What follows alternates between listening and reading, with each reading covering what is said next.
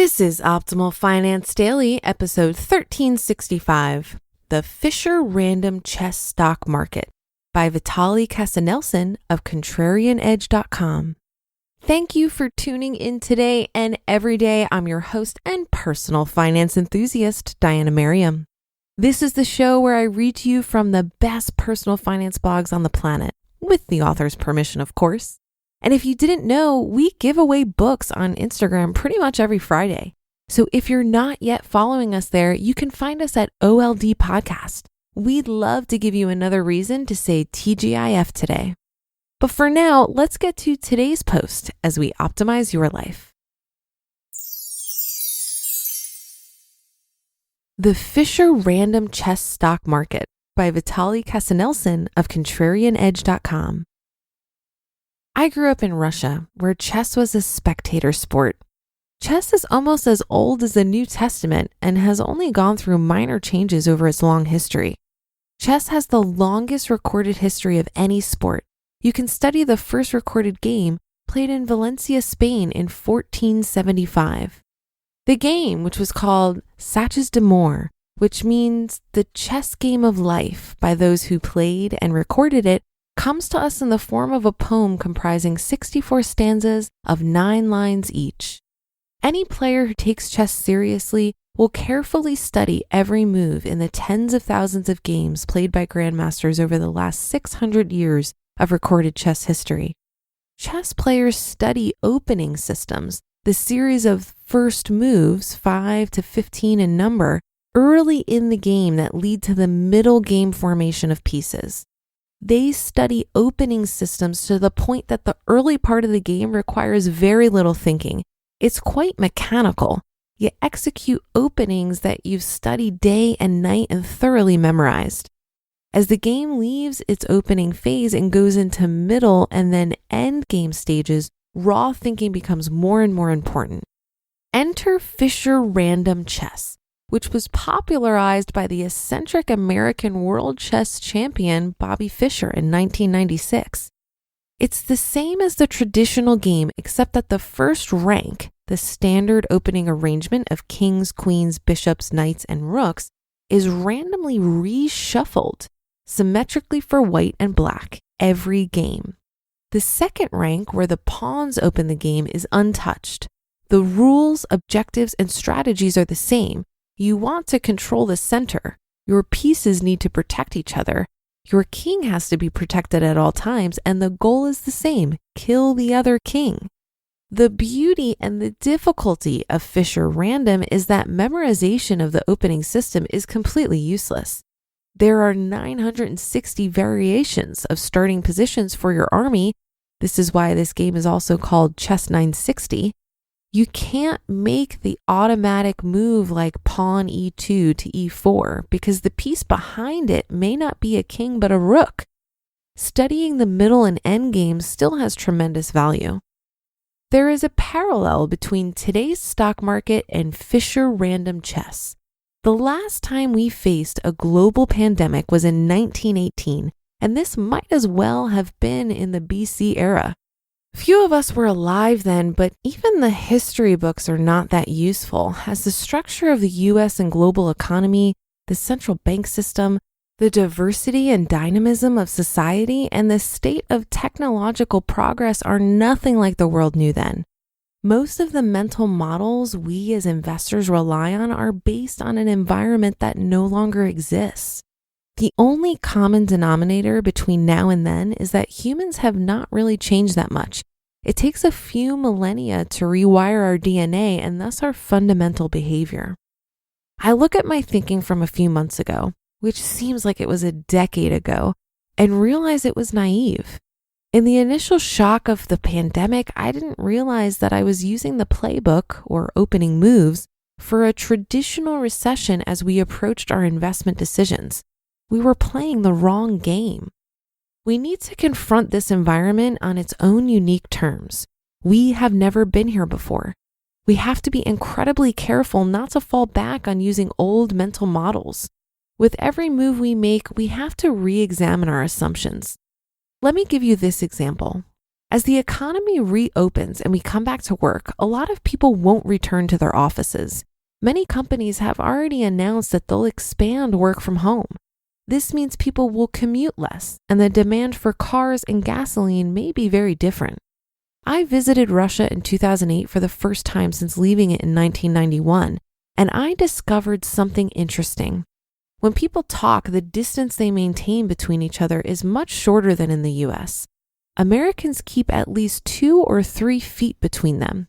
Russians are comfortable with 1 foot. I, being Americanized at this point, found myself slightly uncomfortable being in such close proximity to friends I talked to, and I kept stepping back.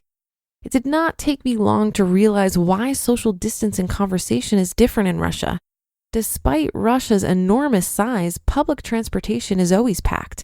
Elevators are tiny and apartments are cramped. This environment has shaped how people interact socially. Will this pandemic permanently reshape distancing requirements for us? Will 2 feet turn into 4 or 6 feet? Over the last few decades, the airlines, trying to lower their costs, increased the number of seats on planes and thus shrank the distance between passengers. Will they have to rewind the clock and make seating more spacious again? If they do, ticket prices will have to go up and may go up a lot since airlines' operating costs will not decline. They will only go up. Higher ticket prices may reshape air travel. Flying may turn into a luxury item again. You'll have fewer planes flying. Businesses may substitute Zoom calls for travel. You'll need fewer planes and fewer hotel rooms. Thus, if you're in the business of making flying buses, otherwise known as planes, your industry might go from 4 to 5% forever growth. This was the expectation as people in emerging markets became wealthier and started traveling, into a glacial decline. In 2008, despite the magnitude of the recession, we did not have to think about such fundamental shifts. I'm not sure whether the travel industry will change this profoundly, but there is not a zero probability that this scenario will be our reality, all because of a microbe we cannot see. As time passes and we enter into the middle game, we'll have a lot more clarity. We'll get more familiar with our position on the board with game pieces like vaccines and cures, and the old normal may more or less resume.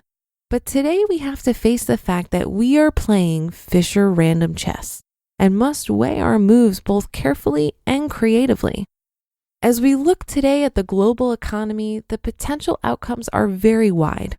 We've taken a position of hoping for the best, but investing for the worst. And one more thing, I'm not a journalist or reporter, I'm an investor who thinks through writing.